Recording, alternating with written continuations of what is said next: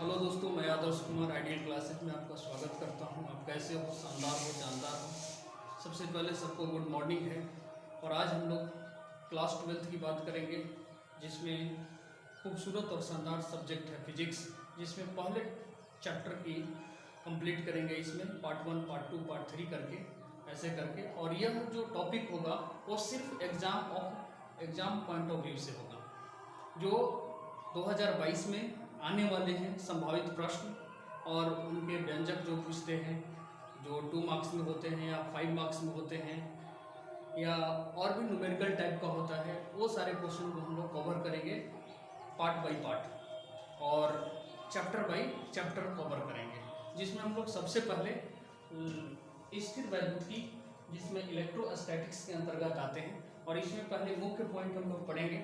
ऐसे पढ़ना है, स्टार्टिंग करना है आवेश से, लेकिन हम लोग आवेश आप भी जानते होंगे और इसे समझाना कोई ज़रूरी चीज़ नहीं है, तो आई होप आप इसे समझ रहे होंगे। लेकिन ये आवेश में ही एक टॉपिक होता है क्वांटनीकरण, जो आवेश के गुण को बताता है, जो कि आवेश कभी भी पूर्णांक संख्या में रहता है। 1, 2, 3, 4, 5 ऐसे इस फॉर्म में रहते हैं। 1.5 के रूप में कभी आवेश नहीं स्थित रहता है, वो एग्जिस्ट नहीं कर सकता है। इसलिए आवेशों की संख्या एक पूर्णांक संख्या होती है। इसका मतलब है कि हम सबसे पहले क्वांटीकरण को पढ़ेंगे कि क्वांटीकरण क्या है। क्वांटनीकरण, क्वांटनीकरण इंग्लिश में बात की जाए तो इसको क्वांटाइजेशन कहते हैं। क्वांटाइजेशन, क्वांटाइजेशन, जिसमें क्वांटाइजेशन में ये integral multiple of charge, integral multiple of charge is known as quantization. जैसे आप कभी भी आदमी के झुंड देखे होंगे, तो उस आदमी के झुंड में ये आदमी कोई 2.5 को, 3.5 को, 3.25 को नहीं देखे होंगे। आप हमेशा देखे होंगे तो वो किसी एक निश्चित संख्या के रूप में रहेगा, 5 को, 10 को, ऐसे। ठीक उसी तरह आवेश की भी एक परमाणु में इतनी संख्या अधिक होती है कि उसे इंटीग्रल मल्टीपल ऑफ चार्ज के रूप में हम देखते हैं। तो integral of multiple of charge is known as quantization. यदि हिंदी में बात की जाए तो पूर्णांक संख्या के गुणनफल, मतलब आवेशों के पूर्णांक संख्या के गुणनफल को क्वांटाइजेशन अर्थात क्वांटनीकरण कहा जाता है। तो ये क्या है? एक आवेशों के संग्रह को बताता है। अब आवेशों के संग्रह को बताता है मतलब कि आवेशों के पूर्णांक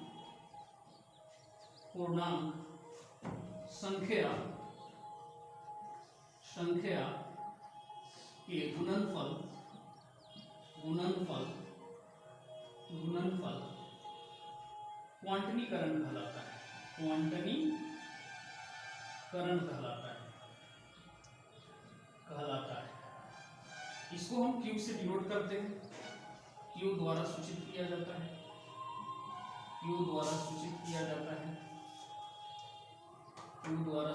जाता है। अब आप समझिए कि एक इलेक्ट्रॉन पर आवेश होता है E।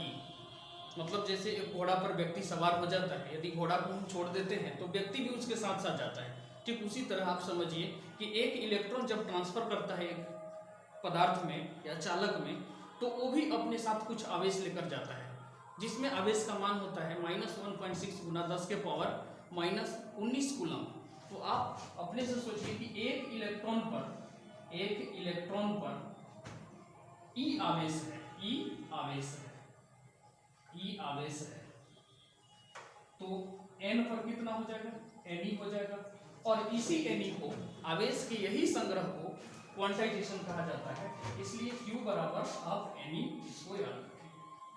अब इलेक्ट्रॉन के लिए Ne होगा, प्रोटॉन के लिए भी Ne होगा। इलेक्ट्रॉन प्रोटॉन की सिर्फ संख्या सेम होती है, लेकिन बताता है वो ऋणात्मक और धनात्मक को। यदि वो इलेक्ट्रॉन के लिए होगा तो -Ne, और प्रोटॉन के लिए होगा तो +Ne का यूज करेंगे। तो ये क्वांटाइजेशन, आई होप आप इसे समझ गए होंगे। तो Q बराबर आपको दिमाग में रखना है Ne। अब यहाँ से क्वेश्चन बहुत इंपॉर्टेंट पूछता है कि एक आवेश, यदि एक कूलम आवेश यदि प्रवाहित होता है तो उसमें इलेक्ट्रॉन की संख्या कितनी होती है? तो आप याद रखेंगे कि एक कूलम में इलेक्ट्रॉन की संख्या 6.25 × 10 के पावर 18 होता है। 10 के पावर 18 होता है। एक कूलम एक कूलम्ब आवेश में, एक कूलम्ब आवेश में, एक कूलम्ब आवेश में आपको, एक कूलम्ब में आवेशों की संख्या आपको कितना हो जाएगा, ये 6.25 गुना 10 के पावर 18 हो जाता है। तो आई होप इसे आप समझ गए होंगे क्वांटाइजेशन। अब अगला टॉपिक लेके चलते हैं, आवेशों के संरक्षण। आवेशों के संरक्षण, इसका स्क्रीनशॉट आप ले सकते हैं। तो आगे हम बढ़ते हैं। क्वांटाइजेशन के बाद आवेशों के संरक्षण नियम। आवेशों के संरक्षण नियम में आवेश को न तो उत्पन्न किया जाता है और न ही समाप्त किया जाता है, परंतु उसको एक वस्तु से दूसरे वस्तु स्थानांतरित किया जाता है, उसे कहते हैं आवेशों के संरक्षण नियम। तो आवेश कभी समाप्त नहीं होते हैं और न ही उसको विनष्ट किया जाता है और न हम सोचेंगे कि उसे उत्पन्न कर सकें। आवेशों संरक्षित होती है, मतलब किसी भी बॉडी में आवेश संरक्षित होती है। जैसे कोई भी वस्तु चलता है तो उसका संवेग संरक्षित रहता है, तो उसी तरह एक वस्तु में यदि वो आवेशित वस्तु है तो उसमें आवेश संरक्षित रहता है। इसी को कहा जाता है आवेशों के संरक्षण नियम। इसके बाद सबसे इंपॉर्टेंट आता है आपको विद्युत द्विध्रुव। विद्युत द्विध्रुव, विद्युत द्विध्रुव, विद्युत द्विध्रुव, electric dipole, electric dipole, electric dipole, electric dipole, electric dipole में, इलेक्ट्रिक डाइपोल जो होता है वो एक आवेश को, दो आवेश को, जैसे ये प्लस आवेश है और ये माइनस आवेश है, इलेक्ट्रिक डाइपोल दो आवेश रहेगा लेकिन विपरीत चिन्ह के द्वारा अल्पतम दूरी पर रख दिया जाता है, तो उससे जो निकाय बनते हैं उसको कहा जाता है विद्युत द्विध्रुव। अल्पतम दूरी रहने के कारण से इसे 2L द्वारा सूचित करते हैं। बहुत कोई छोटा दूरी हो जाता है तो उसकी हम मात्रक को बड़ा बना देते हैं, और बड़ा कोई क्वांटिटी रहता है तो उसका छोटा मात्रक बना दिया जाता है। ठीक इसी तरह यहाँ पे आवेश दिया हुआ है प्लस और माइनस VC, इसको यदि हम अल्पतम दूरी पर रख देते हैं तो यह एक विद्युत द्विध्रुव का निर्माण करता है। तो हम यदि देखें तो दो समान लेकिन विपरीत, दो समान, दो समान, दो समान और विपरीत, विपरीत चिन्ह, चिन्ह वाले आवेश से बने निकाय, निकाय को विद्युत द्विध्रुव कहा जाता है। विद्युत द्विध्रुव कहा जाता है, कहा जाता है, विद्युत द्विध्रुव कहा जाता है। विद्युत द्विध्रुव में इतना ही होता है कि एक प्लस लेते हैं एक माइनस लेते हैं। यदि कोई भी विपरीत, दो समान और विपरीत आवेशों को अल्पतम दूरी पर रख दिया जाता है, उससे बनने वाले निकाय को हम क्या कहेंगे, विद्युत द्विध्रुव कहेंगे। तो ये विद्युत द्विध्रुव हो गया। इसके बाद ये इसमें इंपॉर्टेंट क्या आ जाता है कि विद्युत द्विध्रुव की आघूर्ण क्या है, विद्युत द्विध्रुव की आघूर्ण क्या है, विद्युत द्विध्रुव की आघूर्ण, विद्युत द्विध्रुव आघूर्ण, विद्युत द्विध्रुव आघूर्ण। इसमें आ जाता है इसके दो समान और विपरीत चिन्ह वाले आवेश का परिमाण ले लेते हैं और उसके बीच की दूरी 2L, तो P बराबर लिखते हैं Q इंटू 2L। ये क्या हो जाता है, विद्युत द्विध्रुव हो जाता है, P बराबर Q इंटू 2L। इसकी डेफिनेशन को देखा जाए तो दो विपरीत और समान आवेशों के परिमाण और उनके बीच की दूरी के गुणनफल को विद्युत द्विध्रुव आघूर्ण कहा जाता है। तो यहाँ पे क्या लिखेंगे, दो समान, दो समान लेकिन विपरीत, लेकिन विपरीत, विपरीत आवेश, आवेश के परिमाण, के परिमाण और अल्पतम दूरी, अल्पतम दूरी के गुणनफल, गुणनफल को विद्युत द्विध्रुव कहा जाता है, विद्युत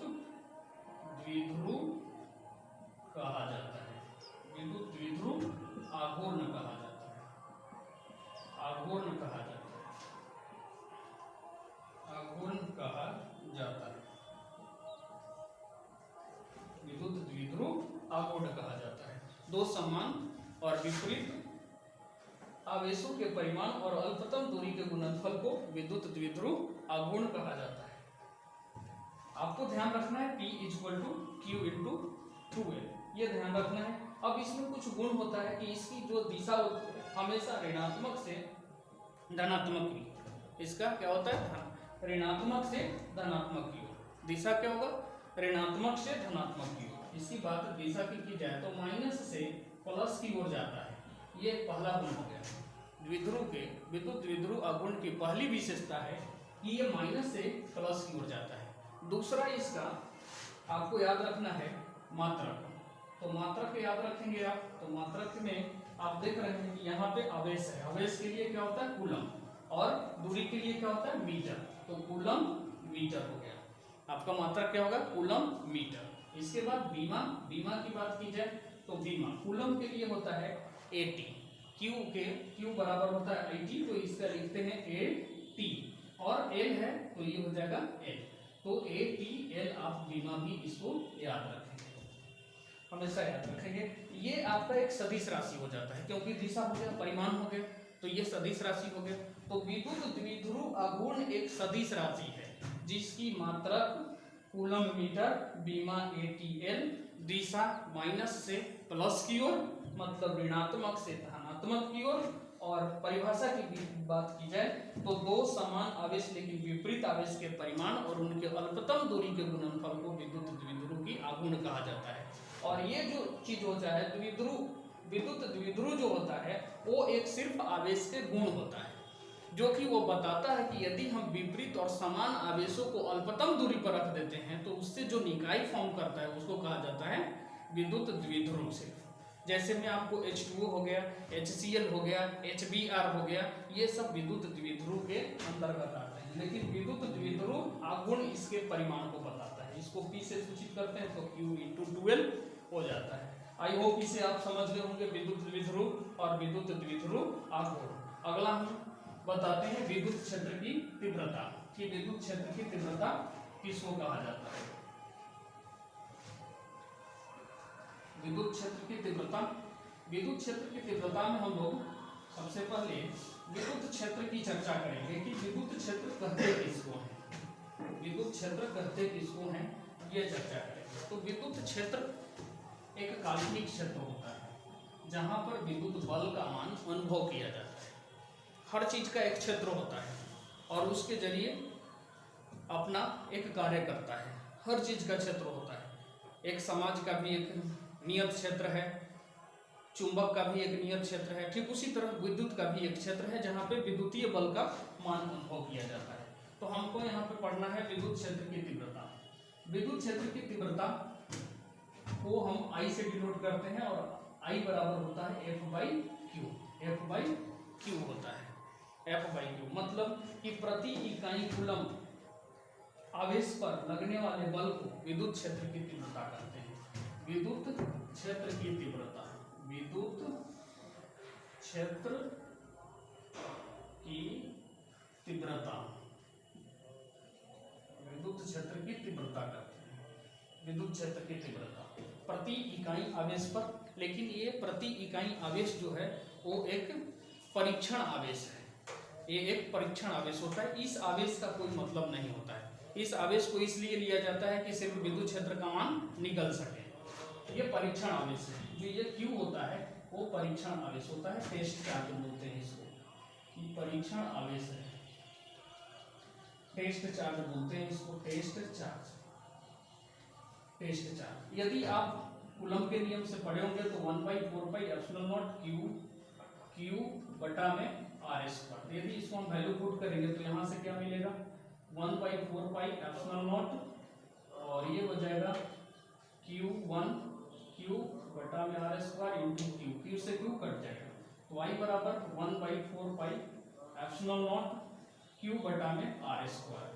ये हो गया विद्युत क्षेत्र की तीव्रता का एक सूत्र, जो F बराबर 1/4πε0 Q बटा में R² होता है। यहाँ से आप बीमा निकाल सकते हैं और मात्रक भी निकाल सकते हैं। चूंकि I बराबर F/Q होता है तो ये न्यूटन हो गया, ये कूलम हो गया, तो न्यूटन पर कूलम को क्या कहेंगे बीमा मात्रक कहेंगे। और यदि इसका बीमा निकालना होगा, ये मात्रक हो गया। इसके बाद बीमा यदि निकालना होगा तो बल का बीमा ml² T-2 होता है और Q का 80 होता है। तो ये ऊपर जाएगा तो क्या हो जाएगा ml² T-3 A-1। इसी को दूसरे फॉर्म में भी देता है एग्जाम में ml² T-3 I-1। तो ये दोनों चीज हो गया। ये विद्युत क्षेत्र की तीव्रता प्रति इकाई